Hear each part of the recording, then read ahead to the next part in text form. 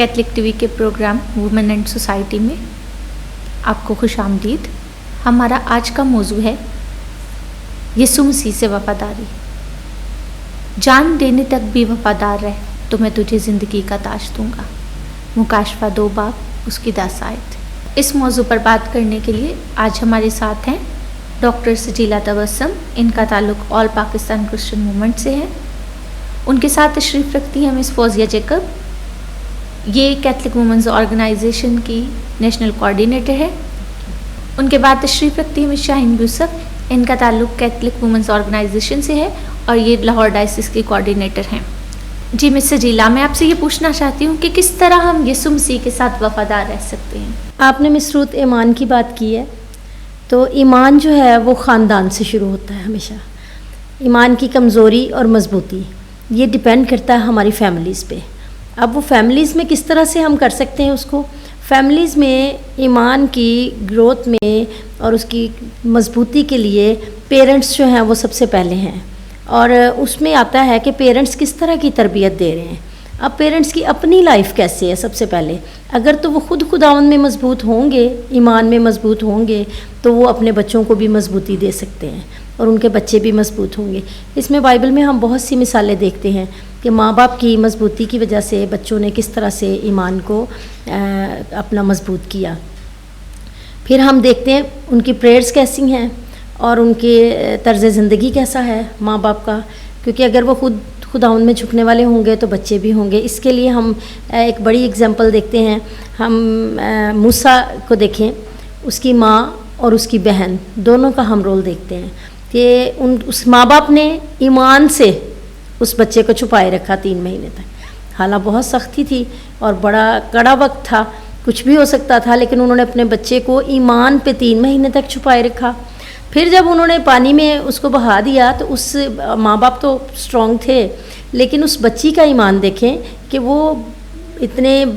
बड़े यानी कि खौफ वाली जगह पे भी पीछे पीछे गई है। और उससे भी ज़्यादा दिलेरी और ईमान की मजबूती उसकी देखें कि उसने शहज़ादी से डायरेक्ट जाके पूछ लिया कि अगर आप कहें तो मैं इसके लिए लेके आऊँ कोई दया। अब ये सारी उस तरबियत का असर है जो उन पेरेंट्स ने किया। और अब हम अक्सर ये बात देखते हैं कि इसराइल की जो औरतें थी जब वो प्रेग्नेंट होती थी तो वो पूरा टाइम शरीयत की किताब को पढ़ती थी, पाक कलाम को पढ़ती रहती थी। यानी मेडिकल पॉइंट ऑफ व्यू से भी देखें तो वो बच्चे के अंदर वहीं से सरायत शुरू हो गई थी, बाद में वो सरायत वहीं से शुरू हो गई थी। और उसी ने काम किया उस वक्त जब उन्होंने उनकी बेटी के लिए, जब उनकी बेटी भी बगैर डरे पीछे गई और बड़ी हिम्मत करके हौसला करके उसने कह दिया। और फिर उसके बाद आप देखें कि कुछ देर जो माँ के साथ मूसा रहा, माँ ने उसकी तरबियत की और पाक कलाम के बारे में उसको पता लगा। बहुत छोटा बच्चा था, जाहिर सी बात है, वो तो 3 माह का। और उसी ईमान पे मूसा की ईमान की मजबूती बनी। और ईमान की मजबूती तब नज़र आती है जब कड़ा वक्त हो, जैसे उसके माँ बाप का और बहन का नज़र आया। और फिर हम मूसा की भी देखते हैं ज़िंदगी कि उसके पास महल था, तालीम व तरबियत थी, सब कुछ उसने सीखा शहज़ादी से, लेकिन उसने लालच नहीं किया। बहुत साल बाद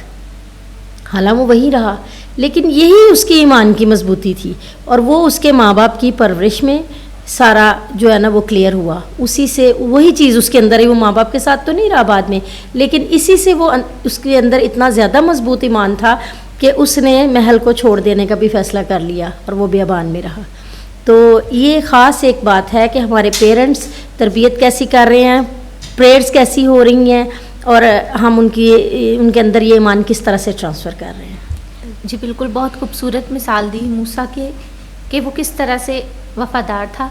तो आप कौन सी मिसाल देना चाहेंगे मिस फौजिया इस बारे में? सबसे पहले तो मैं ये कहना चाहूँगी कि वफ़ादारी का जो डायरेक्ट लिंक है वो एक रिलेशनशिप से है। यानी वो कितना स्ट्रॉन्ग है, हम किस तरह किसी बंदे से वफ़ादारी हम क्यों करें। तो जब ये बात आ जाएगी कि हमने क्यों वफ़ादार रहना है, तो हम यहाँ पे पेरेंट्स की ज़िम्मेदारी की बात है। और वो मिसेस सजीला ने बड़ी अच्छी बात कही कि ये पेरेंट्स को बताना पड़ेगा। वो ताल्लुक़ वो डिवेल्प करके हमें बताएंगे कि उस ताल्लुक़ के साथ हमने वफ़ादारी निभानी है। और हमें ऐसी बहुत सारी आयात, बहुत सारी बाइबल के जो रेफरेंसेस हैं वो अपने बच्चों को बताने चाहिए, क्योंकि कलाम ये कहता है कि तू उसे अपने दरवाज़े पे लगा, दीवारों पे लगा, ताकि आते जाते जो है वो ये कलाम की चीज़ें उनकी नज़र में हों। تو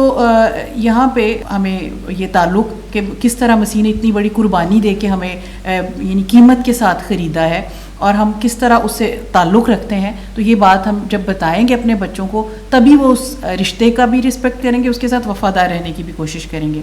اور ایمان جو ہے یہ کوئی ایسی چیز نہیں ہے جسے آپ کہیں کہ کوئی ریڈی میڈ اسٹف کہ یہ بنا بنایا مل جائے گا، یا آپ مسیحی خاندان میں پیدا ہو گئے تو آپ مسیحی ہوں گے یا بڑے اچھے مسیحی ہوں گے اور اچھی پریکٹسز کریں گے. یہ آپ کو پوری کوشش کے ساتھ اپنے بچوں میں کلٹیویٹ کرنا پڑتا ہے. نہ صرف یہ کہ انہیں سکھانا پڑتا ہے بلکہ ان کے آگے ایک رول ماڈل ہو کے بھی ہمیں دکھانا پڑتا ہے کہ ہم کس طرح پریکٹسز کریں گے تاکہ وہ ہمیں دیکھ کے فالو کریں. ایسا نہیں کہ اگر والدین جو ہیں وہ خود پریکٹس نہیں کر رہے اور بچوں کو وہ بتاتے جائیں تو وہ کبھی بھی ایسے ایماندار مومنین نہیں بن پائیں گے. تو ہم دیکھتے ہیں ایک میرے لیے انسپائریشن ہے، آپ نے مثال کی بات کی تو دوسرا مکابین اس کا 7 باب، تو اس میں ہم دیکھتے ہیں کہ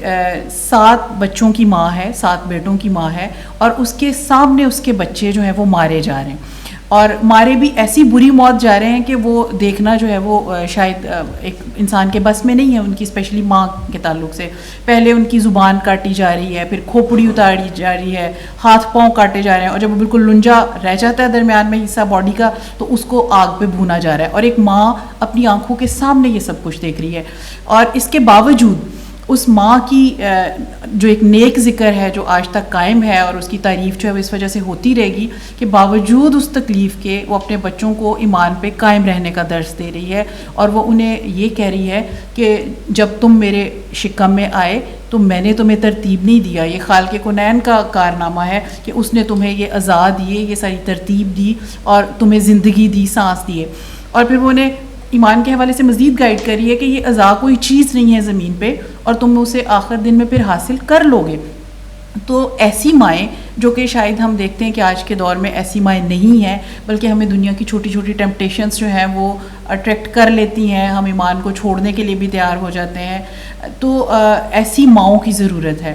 جو اپنے بچوں کو مذہب پہ عمل کرنے کی جو ہے وہ نصیحت کریں، ان کے ساتھ کھڑی رہیں. اور ہم دیکھتے ہیں کہ اس میں 7 بچوں کے بعد ان کی ماں کو بھی اسی طرح قتل کیا گیا. تو مذہب جو ہے وہ بعض اوقات ہمیں ایک قربانی دے کے حاصل کرنا پڑتا ہے. جیسے آپ نے شروع میں آیت کا ذکر کیا کہ جان دینے تک وفادار رہے، تو جان دینے تک پہنچنا اور ان تمام حالات کو برداشت کرنا اور ان تمام حالات میں رہتے ہوئے اپنے مذہب کو جو ہے وہ تھامے رہنا جو ہے نا، یہ کامیابی ہے. اور اس کے لیے یقینی طور پہ ہمیں ایک پورا ایسے سیٹ اپ بنانا پڑے گا گھروں میں، اپنے اسکولوں میں، تاکہ ہم وہ جو تعلیم ہے وہ اپنے بچوں کو سکھا سکیں اور وہ بچے پھر اس نقش قدم پہ ہمارے چلیں اور اس تعلیم کو بھی قائم رکھیں. جی، یہ بہت خوبصورت مثال ہے. ایک ماں کے لیے بڑا مشکل ہے کہ اپنے بچوں کو اس طرح سے دیکھے، لیکن ہم دیکھ رہے ہیں کہ یہ خدا سے وفاداری کی ایک عظیم مثال ہے. اس طرح کی بہت سی مثالیں ہمیں خداوند کے پاک کلام میں ملتی ہیں. جی مس شاہین، آپ اس بارے میں کیا کہنا چاہیں گے؟ بہت شکریہ روت. میں سمجھتی ہوں کہ واقعی ایمان جو ہے اس کو جان لینا، سمجھ لینا اور پھر اس پہ قائم رہنا جو ہے ایک بہت مشکل مرحلہ اور ایک قدم ہوتا ہے. اور اگر ہم تاریخ کو پڑھتے ہیں، ہم دیکھتے ہیں کہ یسوع مسیح کے آسمان پہ اٹھائے جانے کے بعد رسول جو تھے وہ ایک دم سے گھبرا گئے کہ اب ہمارا کیا ہوگا. اور جو رومی سلطنت میں جو آزار ثانیہ کا سلسلہ شروع ہوتا ہے، میں سمجھتی ہوں وہ تاریخ کی اور دنیا کی ہسٹری میں بدترین قسم کی جو تکالیف ہے ان میں ان کا ذکر آتا ہے. اور ہم دیکھتے ہیں کہ رسولوں نے اس وقت جس ثابت قدمی کے ساتھ یسوع کی جو تعلیمات تھیں، ہم دیکھتے ہیں کہ وہ کلام کو کس طریقے سے انہوں نے دنیا کے اپنے گھروں سے نکل کر خطروں سے بچ کر کلام کو پھیلانے کا سلسلہ شروع کیا. اس وقت خون ریزی کا سلسلہ شروع ہو چکا تھا، اور یہ یسوع مسیح کے ساتھ رہنے کی وجہ سے، کیونکہ وہ کہتے تھے یہ تو یسوع کا ساتھی ہے، تو وہ ان کو قتل کر رہے تھے، ان کو مار رہے تھے. لیکن ان تمام حالات میں ہم دیکھتے ہیں یسوع کے رسولوں نے وہ جو کلام تھا اس کو نہیں چھوڑا، اس نام کو نہیں چھوڑا. اور ہم سمجھتے ہیں کہ آج اگر دنیا کے اندر مسیحت زندہ ہے تو ان شہیدوں کی وجہ سے زندہ ہے. کیونکہ لیڈر کے چلے جانے کے بعد ہم اکثر دیتے ہیں جماعتیں ٹوٹ جاتی ہیں، ان کے پاس کوئی منشور نہیں رہتا، وہ کہتے ہیں کہ اب ہم کیا کر رہے ہیں. لیکن رسولوں نے اس بات کو، یسوع مسیح کی شریعت کو، کلام کو اپنے ہاتھوں میں تھاما اور پھر اس کو دنیا کے کونے کونے پر پہنچایا. آج اگر ہم دیکھتے ہیں گو کے حالات اس وقت بھی بڑے مشکل میں ہیں. پاکستان میں رہتے ہوئے ہم دیکھتے ہیں بعض اوقات ہمارے مسیحیت کے حوالے سے اگر ہم دیکھتے ہیں بڑے مشکل حالات آئے ہیں. لیکن اس وقت میں سمجھتی ہوں کہ اگر ہم مسیح میں ہیں, جیسے کہا گیا کہ گھروں کے اندر یہ تربیت کا سلسلہ شروع ہو, اور جب ہم معاشرے میں نکلتے ہیں, باہر نکلتے ہیں, تو اس سلسلے کو جاری رکھیں, کلام کو اپنے دل میں رکھیں, تو پھر میں سمجھتی ہوں کہ ہم ایمان پہ قائم رہ سکتے ہیں. وہ کہ جیسی بھی تکلیفیں آئیں, خواہ وہ مال و دولت ہے, کسی قسم کا بھی لالچ ہے, کچھ بھی ہو, میں سمجھتی ہوں کہ اگر ہم ایمان میں ہیں تو پھر ہم اس راہ کو جو ہے وہ ترک نہیں کریں گے, اور پھر جان دینے تک وفادار رہیں, تو زندگی کا تاج جو ہے وہ لازمی طور پہ ہمیں ملے گا. جی بالکل, ایسا ہی مضبوط ایمان کا ماڈل ہم رسولوں کے اعمال میں مقدس استفنس کو دیکھتے ہیں کہ جب ان کو سنسار کر کے شہید کیا جا رہا تھا تو وہ اپنے ایمان سے پیچھے نہیں ہٹے, بلکہ انہوں نے بالکل خداوند یسوع مسیح کی طرح اس ٹائم اپنے دشمنوں کے لیے دعا کی, اور انہوں نے کہا اے خداوند یہ گناہ ان کے ذمہ نہ لگا. اور ہم دیکھتے ہیں کہ مسیحیت میں یہ پہلے شہید تھے جو خداوند یسوع مسیح کے ساتھ وفاداری میں شہید ہوئے. خدا کا کلام تو ہمیں مضبوط ایمان دیتا ہے, سکھاتا ہے, اور ایمان کو تھامے رکھنے کی تلقین کرتا ہے. پاکستان میں ہمارا تجربہ کیا ہے؟ پاکستان ایک ایسا ملک ہے جہاں 95% مسلم اکثریت یہاں پہ موجود ہے, اور 5% اگر ہم اقلیتوں کو دیکھتے ہیں, جن میں اگر ہم اندازہ لگائیں تو 3% جو ہے ہمارے مسیحی کمیونٹی جو اقلیت جو ہے یہاں پہ موجود ہے. اب اتنی چھوٹی سی اقلیت ہوتے ہوئے میں سمجھتی ہوں ایک مسیحی ہونا ہی ایک بہت بڑی گواہی اور شہادت کی بات ہے, اور اس سے بڑا یہ کہ اس پہ وفادار رہنا اور قائم رہنا, میں سمجھتی ہوں ہمارے مسیحیوں کے لیے ایک بہت بڑا آنر اور اعزاز کی بات ہے. جہاں تک ہم دیکھتے ہیں اس وقت جو ہماری صورتحال ہے, اگر ہم دیکھتے ہیں تو ہمارے مسیحی جو ہیں زندگی کے بہت سارے شعبوں میں اپنا نام اور اپنی پہچان جو ہے بنا رہے ہیں,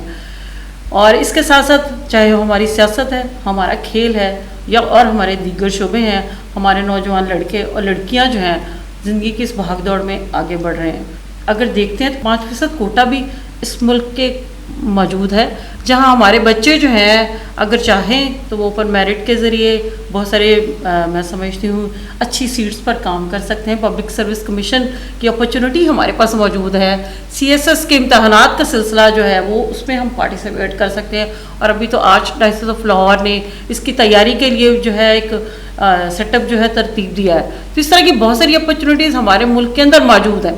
اب ہم کس طرح اس کو اویل کرنا چاہتے ہیں, دس از ان my pocket, this is my option کہ مجھے کیا کرنا ہے. اور میں سمجھتی ہوں کہ اگر ہم ان سارے انوائرمنٹ میں آگے بڑھنے کے لیے تھوڑی جرت کریں, تھوڑا حوصلہ کریں, اور ایک اوپن میرٹ میں آنے کی کوشش کریں, تو میں سمجھتی ہوں کہ قومی ادارے کی اس صف میں شامل ہونے کے لیے ہمیں کوئی جو ہے وہ نہیں روک سکتا. میں اس میں تھوڑی ایڈیشن کروں کہ خداوند کا شکر ہے کہ ہم 3% ہیں اقلیت میں اس وقت, لیکن خداوند کے فضل سے ہمارے پاس یہ اپرچونیٹیز ہیں کہ آج صبح ہی میں نے دیکھا نیٹ پہ, تو ہماری بچی جو ہے ہماری بیٹی سول جج بنی ہے. پھر آپ دیکھیں اسپورٹس میں دیکھیں, کھوکھر صاحب کے بچیاں 4 بچیاں, ٹوئنکل اور بہت سارے, انہوں نے اسپورٹس میں ایک نام پیدا کیا انٹرنیشنل لیول پہ, اور اپنے پاکستان سے ہی شروع کیا تھا ڈیفینیٹلی. تو خداوند کا بڑا فضل ہے کہ یہاں ہمیں یہ آزادی ہے کہ چرچز ہیں, ہم عبادتیں کر سکتے ہیں, ہم لوگ حصہ لے سکتے ہیں ہر چیز میں, جہاں جہاں بھی جو ابیلٹیز بھی ہمارے پاس ہیں ہم ان میں خداوند کی مہربانی سے کرتے ہیں. اور ہم مسیح یسوع کا نام بھی ساتھ ساتھ اس کے نام کو جلال بھی ملتا ہے, کیونکہ جب ہم نام نہیں بھولتے, جب ہم یہ نہیں کہتے کہ میں نے کیا یا ہم نے کیا. تو ایسے بہت سی مثالیں ہیں ہمارے پاس, آرمی میں بہت سی مثالیں ہیں جنہوں نے اپنے پاکستان کے لیے اس طرح سے کام کیا اور خداوند نے بڑی فتح بخشی. تو یہ ہمارے پاس ایک اچھا ہے پاکستان کی صورتحال میں کہ یہ سب کچھ ایک پازیٹیو پوائنٹ ہے کہ ہمارے پاس ہے یہ 3% اقلیت ہونے کے باوجود, کہ خداوند نے ہمیں اپنے ملک میں یہ وعدہ بھی تو دیا ہے کہ تیری عمر اس ملک میں دراز ہو جو خداوند تیرا خدا تجھے دیتا ہے. تو خداوند نے ہمیں اس وقت یہ اچھا ملک دیا ہے پاکستان, جس میں یہ ساری اپرچونیٹیز ہیں. لیکن ایمان کی گروتھ اور مضبوطی جو ہے پھر وہیں آ جائیں گے کہ وہ فیملی سے ہی شروع ہوگی, خاندان سے ہی شروع ہوگی. ایک ملک میں رہنا ہے لیکن رہتے ہوئے اس کی بنیاد خاندان سے ہی ہوگی, اور وہ خاندان ماں باپ سے شروع, بہن بھائی, اور پھر اسکول, پھر چرچ, یہ مل کے ہوگا اس کی بنیاد. یہ جو کچھ بھی ہم آج ہیں میری نظر میں وہ ہمارے ملک کا ہی کرشمہ ہے. ہم اسی کی دین ہے, اسی کے ادارے, اسی کی سیکیورٹی سسٹم اور ہر چیز کو انجوائے کرتے ہوئے ہم آج یہاں پہ موجود ہیں. ہم اتنی آزادی سے جو بات چیت کر رہے ہیں اور یہ آن ایئر جائے گی, بہت سارے لوگ اسے دیکھیں گے. یہ جو ہمیں آزادی رائے کا حق حاصل ہے, یہ سب کچھ ہمیں یہاں پہ رہتے ہوئے حاصل ہے. لیکن اس کے ساتھ ساتھ کچھ ایسے لوگ بھی ہیں اقلیت کے اندر رہتے ہوئے جو کہ لیس پریویلیجڈ ہیں اور انہیں بہت ساری تکالیف اور مشکلات کا سامنا کرنا پڑتا ہے. اور اس کے ساتھ پھر جب ایک تو ان کا لیس پریویلیج ہونا, پھر اور بھی بہت سے فیکٹرز ہیں جو اس کو کنٹریبیوٹ کرتے ہیں. اب اس میں ایک فیکٹر یہ بھی ہے کہ وہ مذہب سے دوری پہ ہیں اور اپنے مذہب کو اس طور پہ پریکٹس نہیں کر سکے یا اس کو جان نہیں سکے کہ وہ تمام برکات کا تجربہ کر پاتے. دوسری بات کہ اس ملک میں رہتے ہوئے جو کریکولم جو ہے, وہ جو پڑھایا جا رہا ہے ہمیں, وہ اکثریت کو رکھ کے ڈیزائن کیا گیا ہے. وہاں پہ کوئی ہماری مسیحی تعلیم پڑھانے کا کوئی خاص بندوبست نہیں کیا گیا, اور بدقسمتی سے ہم پنجاب میں رہتے ہوئے ابھی تک کوئی متفقہ طور پہ ایسا سلیبس دے بھی نہیں پائے گورنمنٹ کو کہ ہمارے بچوں کو وہ پڑھایا جائے. نہ اداروں میں ایسے اساتذہ موجود ہیں جو ان بچوں کو وہ تعلیم دیں. تو ہم دوسری جو دیگر ترقی دنیاوی طور پہ ہم کرتے ہیں, تو اس کے ساتھ جب ہم اس کا مذہبی پہلو دیکھتے ہیں تو اس کی تربیت میں اور اس کے پورے انتظام کرنے میں کچھ کمیاں ہیں جو ہمیں نظر آتی ہیں. تو ان کمیوں کو اگر ہم دور کر پائیں تو شاید ہم اس والے پہلو کو بھی جو ہے وہ کور کر سکتے ہیں. لیکن سو فار ہم دیکھتے ہیں کہ ہمارے ادارے ہیں, مسیحی ادارے ہیں, ہاسپٹلس ہیں, سب کچھ ہے اور بڑی اچھی طرح سے یہاں پہ یہ سب کچھ ہمیں حاصل ہے. لیکن جب ہم پھر اپنی قوم کے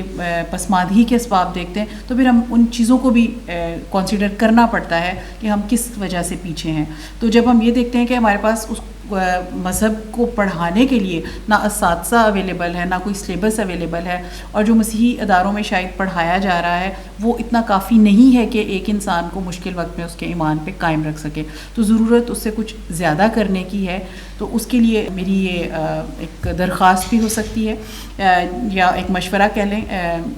اس میں یہ ہے کہ ایک سلیبس ڈیزائن کیا جائے, ہمارے لیے اساتذہ رکھے جائیں جو گورنمنٹ سکولز ہیں ان میں مسیحی بچوں کو پڑھا سکیں, اور جب وہ انہیں پڑھائیں گے تو وہ بھی اس قابل ہوں گے کہ اپنے مذہب کو جان سکیں. ہم اس چیز کو بڑا اپریشیٹ کرتے ہیں کہ ہمارے مسلمان بہن بھائی جب پڑھتے ہیں تو انہیں قرآن کی تعلیم حاصل کرنے پر اضافی 20 نمبر دیے جاتے ہیں. تو ایک تو بڑے جب ایڈمیشنز ہوتے ہیں ان کے لیے یہ فائدہ ہو جاتا ہے ان نمبرز کا. اسی طرح ہم یہ چاہتے ہیں کہ کرسچنس کے لیے بھی کوئی ایسی اپرچونٹی ہو جہاں پہ ان کی مذہبی تعلیم مکمل کرنے پر ان کے لیے بھی کوئی اس طرح کے بینیفٹس ہوں. تو یہ حکومت کی جو ایجوکیشن ہے وہ حکومت کی ذمہ داری ہے, اسٹیٹ کے رائٹس میں آتا ہے کہ وہ ہمیں یہ پرووائڈ کرے. تو ہم گورنمنٹ سے بھی یہ درخواست کرتے ہیں, اپنے اداروں سے بھی جو اس کے ذمہ دار ہیں, کہ وہ ایسا کوئی سلیبس مرتب کر کے اسکولس میں دیں, تو تاکہ ہمارے لوگ جو ہیں وہ بھی مسیحی تعلیم سے واقفیت حاصل کر سکیں, اسے اس طور پہ پڑھ سکیں, اور ایسے قابل اساتذہ کا انتخاب کیا جائے تاکہ وہ اس تعلیم کو ویسے پہنچائیں جیسے اس کا حق ہے. کہ بڑی اچھی بات کی ہے مس فوزیہ نے کہ اس طرح سے معاشرے میں جب ہم رہتے ہیں تو ایک بچے ہیں جن کو جب ان کی مذہبی تعلیم بھی دی جائے گی اور وہاں جو اساتذہ رکھے جائیں گے, یہ ایک ان کے لیے سہولت ہوگی کہ انکم سورس لوگوں کا بڑھے گا اور ایسے لوگوں کو روزگار ملے گا جو اچھے ہیں, اچھی ٹیچنگ کر سکتے ہیں. اور جب اچھے ٹیچر اچھے بچوں کی اچھی تعلیم دیں گے مذہبی طور پر, اگر وہ ادھر, کیونکہ اتنی بھی اقلیت نہیں ہے ابھی کرسچن ادارے جہاں جہاں ہیں سب لوگ وہاں تو نہیں جا سکتے نا, کہ سب لوگ انہی اداروں میں جو دور رہتے ہیں انہوں نے تو دوسرے اسکولوں میں پڑھنا ہے. اب دوسرے اسکولوں میں جب یہ اگر کر دیا جاتا ہے سلیبس کچھ ایسا جیسے لازمی ہے اسلامیات, اس طرح سے اپنے مذہبی اگر کلاس ایک دے دی جاتی ہے کہ اس ٹائم پہ دوسرے بچے جو ہیں وہ تعلیم لیں اور وہ اپنے مذہب کی, ٹیچرز کو روزگار ملے گا, اچھے ٹیچرز, اچھا معاشرہ. جب ٹیچرز مسلم کرسچن مکس جب کریں گے, اپنی اپنی تعلیم بھی دیں گے, رہیں گے, تو بچوں کو دیکھ کے وہ بھی ان کی حوصلہ افزائی ہے کہ ہمارے بڑے اس طرح سے رہ رہے ہیں تو ہمیں بھی اس طرح سے رہنا ہے آپس میں. اور جب وہ اچھی تعلیم ملے گی, انہیں مذہب میں وہ مضبوط ہو جائیں گے, تو اس وقت پاکستان کے لیے, اپنے ملک کے لیے ایک اچھی بنیاد بنے گی. وہی بچے اپنے ملک کے لیے اچھی بنیاد بنے گی, کیونکہ مذہب میں جب مضبوط ہوں گے, اساتذہ کو روزگار ملے گا, بچوں کو تعلیم وہی ملے گی, اور مل کے رہنے کا جو معاشرے کا ایک خاص جز ہے وہ بچوں میں گرو کرے گا. اور ان کے ذہن سے یہ جو ہے نا جو تعصب بڑھ رہا ہوتا ہے, یا خود سے بھی ضروری نہیں ہوتا کہ پیرنٹس ہی دیں, خود سے بھی سم ٹائم بچوں کو جب پتہ ہی نہیں ہے ایک چیز کا تو ان میں تو تعصب ہی آئے گا. جب ایسی چیزیں وہ اسکول میں دیکھتے ہیں, کچھ اسکولوں میں ہے ایسا کہ کرسچن بچے ادھر اپنی تعلیم لے رہے ہیں اور مسلم ادھر لے رہے ہیں, تو ایک پیریڈ ہے اس میں ایسا مذہب کا, تو یہ ایمان کی گروتھ ایک مضبوط جو ہے نا اس فرد کو بنائے گی, اور معاشرے میں اس طرح سے اور زیادہ ایمان کی بڑھوتری جب ہوگی تو وہ ڈیفینیٹلی برائیاں کافی کم ہونا شروع ہو جائیں گی. یہ ایک خاص پوائنٹ ہے اس میں. ہمارے ہاں کمپیریٹیو ریلیجنس کی اسٹڈیز جو ہیں وہ ماسٹر لیول پہ اویلیبل ہیں, تب تک جب تک کہ باقی لوگ اپنے بارے میں اس قدر مضبوط ہو چکے ہوتے ہیں کہ وہاں پہ دوسرے کو سمجھنے یا سننے کی کوئی گنجائش رہتی نہیں. تو اچھا ہے کہ ہم اس طرح کی بھی کوئی چیز انٹروڈیوس کروائیں تاکہ ایک دوسرے کے مذاہب کو بھی جانا جا سکے. بعض اوقات ہمیں دوسروں کے بارے میں بہت ہی غلط چیزیں پتہ ہوتی ہیں ان کے ایمان کے حوالے سے, ان کے عقیدوں کے یا پریکٹسز کے حوالے سے. تو یہ اچھا ہے کہ ایک ملک میں رہتے ہوئے ہم ایک دوسرے کو سمجھنے کی کوشش کریں, اور نہ صرف یہ کہ ماسٹر لیول پہ جا کے سمجھیں, چھوٹے ہوتے ہوئے بھی بچوں کو اسکول لیول پہ بھی یہ چیزیں بتائی جائیں, اور ایک مثبت انداز میں. اس طرح نہیں کہ دوسرے کو آپ جو ہے وہ کوئی ہارر کریٹ کر کے بتا رہے ہوں یا اس طرح بتا رہے ہوں کہ وہ کوئی ملک دشمن تھا یا غدار تھا, اس طرح کی تعلیم نہیں, بلکہ ان کی جو سٹوریز ہیں, جو ریئل سٹوریز ہیں وہ بتائی جائیں تاکہ ہم ایک دوسرے کو جان سکیں. جاننے کے حوالے سے یہ سارا انتظام ہو, نہ صرف کہ ایک دوسرے کے خلاف نفرت بڑھانے کا, تاکہ ہم اس ملک میں جو ہے وہ پرامن طریقے سے رہ سکیں. اور اگر اس کو ہم دوسرے طریقے سے پریزنٹ کریں گے تو پھر یقیناً جو ہے جیسے ملک میں ہم دیکھتے ہیں فرقہ واریت ہے, دہشت گردی ہے, تو ایسی چیزوں کو فروغ ملے گا. تو یہ بھی آئی سجیسٹ کہ کمپیریٹیو ریلیجنس اور ایک دوسرے کو سمجھنے کا عمل چھوٹی ایج سے جو ہے وہ شروع ہونا چاہیے. جب ہم بہت سارے چیزوں کی بات کر رہے ہیں, ایک ذمہ داری میں سمجھتی ہوں کہ ہمارے پاسبانوں کی بھی ایک خدمت جو ہے, ان کی ذمہ داری جو ہے اس کو گو کہ میں سمجھتی ہوں کہ چرچ اس بات کو سنبھالے ہوئے ہے کہ یوتھ اور سنڈے اسکول کا کام جو ہے وہ ہو رہا ہے. لیکن اگر صورتحال پاکستان میں اب رہتے ہیں, بہت سارے ایسے واقعات جو ہیں خاص طور پہ یوتھ کے حوالے سے میں سمجھتی ہوں اس وقت بہت زیادہ کام کرنے کی ضرورت ہے کہ یوتھ کو اس طرح کی ایکٹیویٹیز میں شامل کیا جائے تاکہ ان کا جو دھیان ہے وہ مطلب انٹرنیٹ اور سوشل میڈیا اور اس طرح کی چیزوں کی طرف جب جا رہا ہے, اور بچے ہمارے بہت سارے جرائم کی ایکٹیویٹیز میں بھی شامل ہو رہے ہیں, اور والدین کو جو ہے بہت بڑا ازالہ جو ہے اس کا بھگتنا پڑ رہا ہے. ہم اس طرح کی ایکٹیویٹیز جو ہے اپنے یوتھ گروپس کے ساتھ مل کر ترتیب دیں, اس میں ریفلیکشنز ہو سکتی ہیں, بائبل اسٹڈیز ہو سکتی ہیں, اور تاکہ جو خدا کے ساتھ ان کی لگن ہے, ان کا رشتہ ہے, وہ اور زیادہ مضبوط ہو. کیونکہ جتنا وہ خدا میں ہوں گے اتنا وہ اپنے راہ سے بھٹکنے کے جو چانسز ہیں وہ میں سمجھتی ہوں لیس ہوتے جائیں گے. تو نوجوانوں کو اس وقت ان کے قدموں پہ قائم رکھنا جو ہے بڑا ضروری ہے. تو اس لیے میں سمجھتی ہوں کہ کام ہو رہا ہے, لیکن اس کام کو اور زیادہ بہتر طریقے سے ابھی ہمیں اس موجودہ صورتحال میں کرنے کی ضرورت ہے تاکہ ہمارے نوجوان جو ہیں, ہماری نسل جو ہے وہ ہمارے ساتھ اور ہم میں جو ہے وہ رہے. اس میں چھوٹی سی بات بتاؤں گی کہ یہ جو بتایا بڑا اچھا مس نے بتایا, ایک ٹرائی اینگل ہے کہ بات پھر وہیں آتی کہ پیرنٹس کو اپنے بچوں کا پتہ ہوتا ہے, اور کچھ تو نہیں خیر دھیان کرتے, پیرنٹس کو پتہ ہونا چاہیے کہ ہمارے کس بچے میں کیا ٹیلنٹ ہے. اب وہی بات وہ اپنے پاسبان کے ساتھ شیئر کر سکتے ہیں, اور پاسبان خود بھی سم ٹائم دیکھتے ہیں, وہ بھی مطلب کرتے ہیں, لیکن کئی دفعہ وہ خود سے اتنا زیادہ نہیں اس کو کرتے اس بات کو اوپن کہ بھی اس بچے میں یہ ٹیلنٹ. لیکن اگر پیرنٹس, پاسبان اور اساتذہ کرام ان کے ساتھ مل کے اپنے بچوں کی شیئرنگ میں یہ کریں کہ ہمارے بچے میں یہ ٹیلنٹ ہے, ہمارے بچے کا رجحان ادھر ہے زیادہ فلاں بات میں, مثلا چرچ میں پرستش میں ہے, کسی میں کوئی تلاوت میں زیادہ ہے, تو وہ پیرنٹس کے ساتھ, پاسبان اور اسکول کے ساتھ ساتھ ہیلپ کر سکتے ہیں. جب یہ تینوں مل کے کریں گے تو پھر ہم ایک بچے کی جو ہے نا وہ اچھی پرورش کر سکتے ہیں کہ وہ ایمان میں مضبوط رہے, اور ہم ان کی ایکٹیویٹیز اس طرح سے کر سکتے ہیں. کیونکہ اگر صرف پاسبان کہیں گے نا کہ آپ نے بھی پرستش میں آپ اچھا کرتے ہوئے آئیں گے, میں بھی پیرنٹس ٹائم نہ دیں, یا اگر اسکول میں ایسا ہے تو کچھ سم ٹائم لوگ کہتے ہیں کہ نہیں پڑھنے کا ٹائم ویسٹ ہوتا ہے, اسپورٹس میں نہیں جانے دیتے, یا اسے, تو یہ ایکٹیویٹیز پاسٹر صاحب اور اسکول کے ٹیچرس وہ پیرنٹس کے ساتھ ہی مل کے کر سکتے ہیں. اس کے لیے پیرنٹس کو چاہیے کہ وہ خود بھی دیکھیں کہ کیا ہے, اور انوالو کریں پاسٹر صاحب کو بھی اور اسکول کو بھی, لیکن بچوں کو اتنا زیادہ وہ نہ کریں کہ بھی ان کو انوالو شامل کریں کہ ہم کیا کر رہے ہیں. یہ تینوں جب مل کے کریں گے تو بچوں کا ایمان ہر لحاظ سے بڑھے گا, اور ان کو ٹائم ہی نہیں ملے گا کہ وہ اور اس طرح کی برائیوں میں جائیں یا تعصبی ان کا ذہن ہو جائے, وہ خود بخود پازیٹیو جائیں گے. ایک اور چیز جو میں یہاں پہ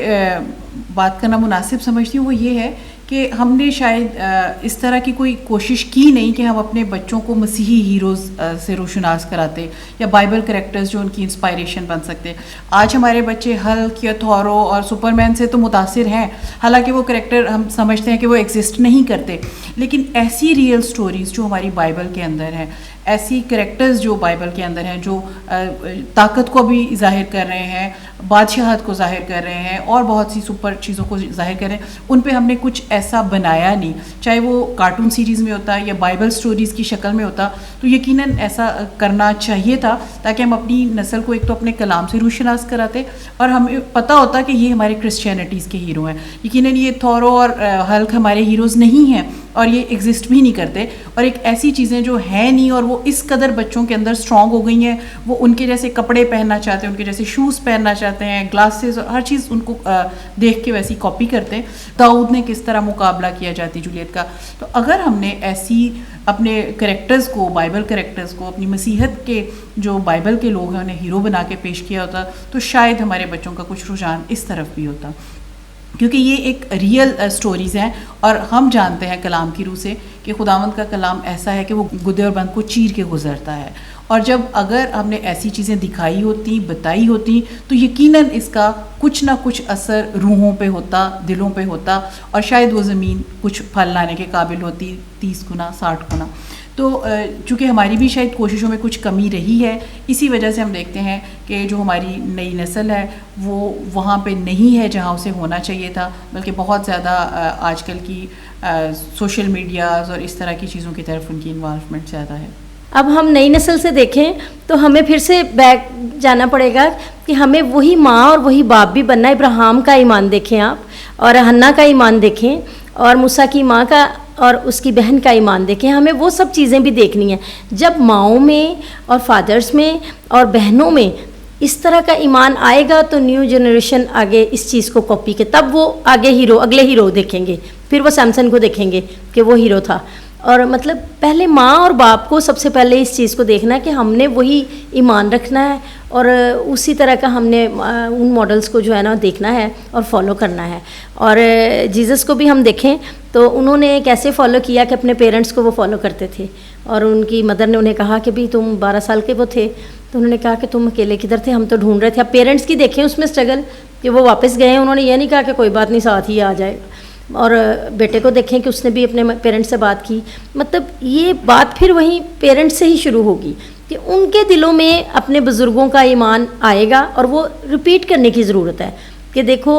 ماؤں کو اگر وہ اپنی لائف میں ریپیٹ کریں گی نا کہ ہاں وہ حنا کا ایمان تھا, تو میرا بھی ایمان ہے کہ میرے بچے اس طرح سے ہو سکتے ہیں, خداوند مجھے برکت دے سکتا ہے. یا موسیٰ کی ماں کا اور اس کی بہن کا ایمان تھا, تو وہ اپنی بیٹی سے ڈسکشن کر سکتے ہیں ہم آج کہ بیٹے دیکھو, خاص طور پہ بچوں کے, آج کل بچوں کے بھی, لڑکوں کے بھی بہت مسئلے ہیں, تو وہ کر سکتے ہیں کہ ہم موسیٰ کی ماں اور مریم اس کی جو بہن تھی اس سے سیکھیں کہ انہوں نے مل کے فیملی نے کیا, اور ہم بھی اپنے بچوں کو بچا سکتے ہیں بہت سے پرابلم سے. کئی دفعہ ایسا ہوتا ہے بچے ایسے پرابلمس میں آ جاتے ہیں, تو ماؤں کو بھی اور فادرس کو بھی ان ہیروز کو دیکھنا ہے. تو اگر ہم ان کو, کیونکہ اسی لیے تو بائبل میں لکھا ہے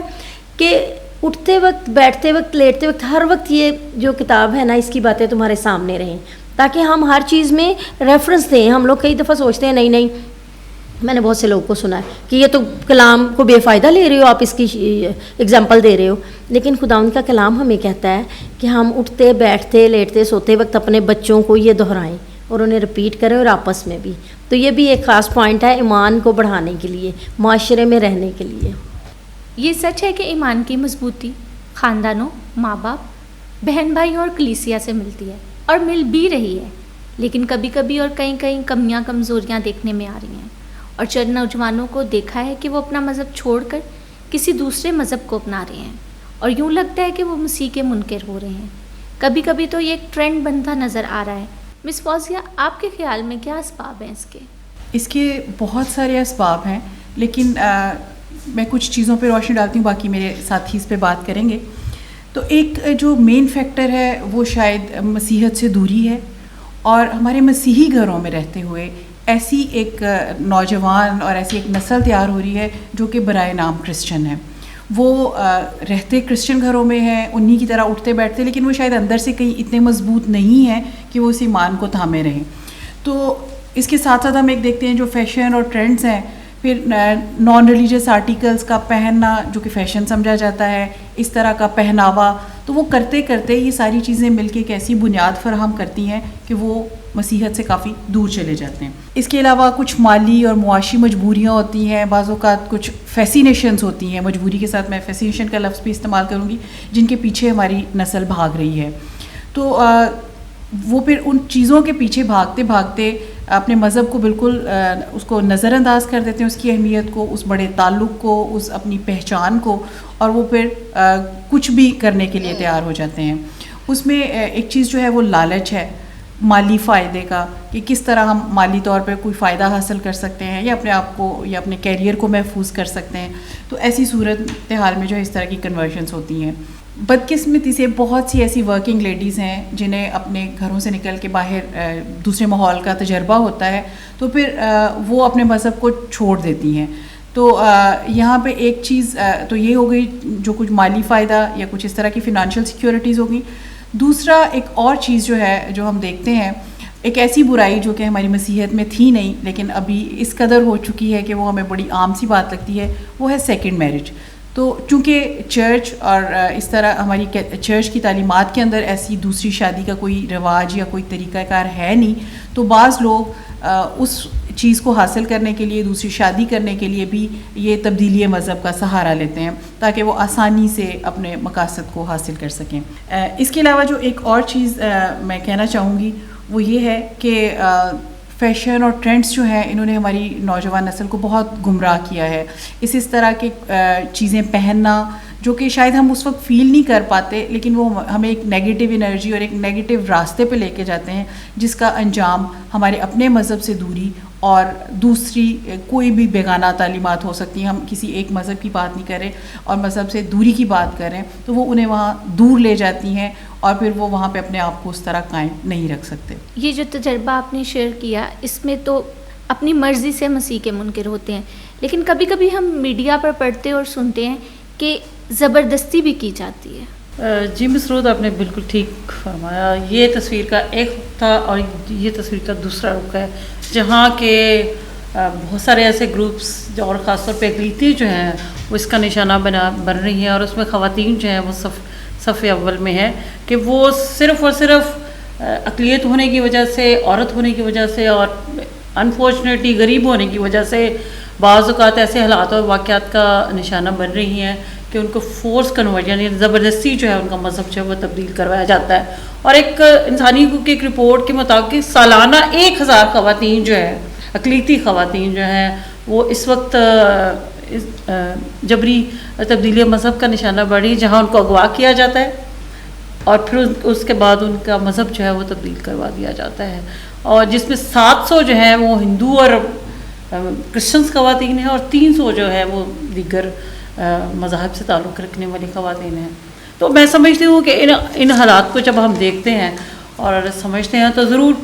ایک سوال جو ہے وہ ہمارے لیے ضرور اٹھتا ہے, اور اس میں ہم دیکھتے ہیں اگر ہم سندھ کی طرف رخ کرتے ہیں تو وہاں حالات اس سے زیادہ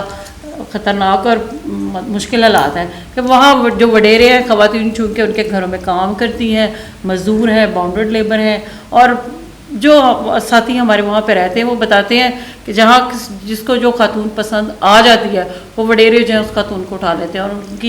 ان سے نکاح کر لیتے ہیں, اور ان کے پاس والدین کے پاس اپنی آواز بلند کرنے کے لیے بھی کوئی ان کا پرسان حال نہیں ہوتا. تو یہ وہ حالات ہیں جہاں ہم سب رہ رہے ہیں, اور میں سمجھتی ہوں کہ ہماری ذمہ داری ہے کہ اس طرح کے حالات و واقعات سے اپنی کمیونٹی کو, اپنے لوگوں کو, یہاں بھی ہم دیکھتے ہیں,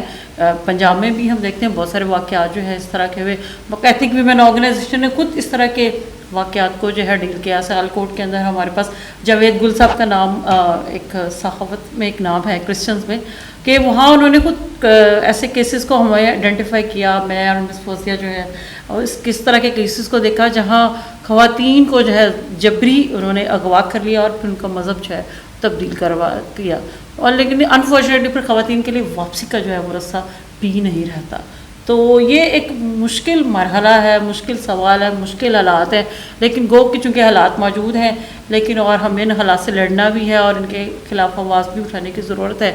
لیکن میں سمجھتی ہوں کہ جو ضروری چیز ہے وہ ہمیں اپنے ایمان میں رہنے کی ضرورت ہے, حالات جیسے بھی ہوں. میں نے خود ہم نے ایک جو سیالکوٹ میں واقعہ ڈیل کیا, وہ لڑکی جو تھی وہ اغوا ہو کے ان کا نکاح کسی اور کے ساتھ کر دیا, لیکن جب وہ واپس آئی اپنے گھر میں, اور یقین مانیے ان کے اس کا سسر جو تھا وہ ہمارے اس قدر شکر گزار ہوا, وہ بوڑھا آدمی اس نے جھک کر ہمیں سلام کیا اور انہوں نے کہا کہ آپ نے بہت بڑا کام کیا ہے کہ ایک لڑکی کو واپس اپنے ماحول میں اپنے گھر میں واپس لے کے آئے. تو اس طرح کی واپسی جو ہے وہ بھی بڑی مشکل ہوتی ہے. تو خدا ہر ایک کو اس طرح کے حالات و واقعات سے بچائے تاکہ خواتین جو ہے اس طرح کا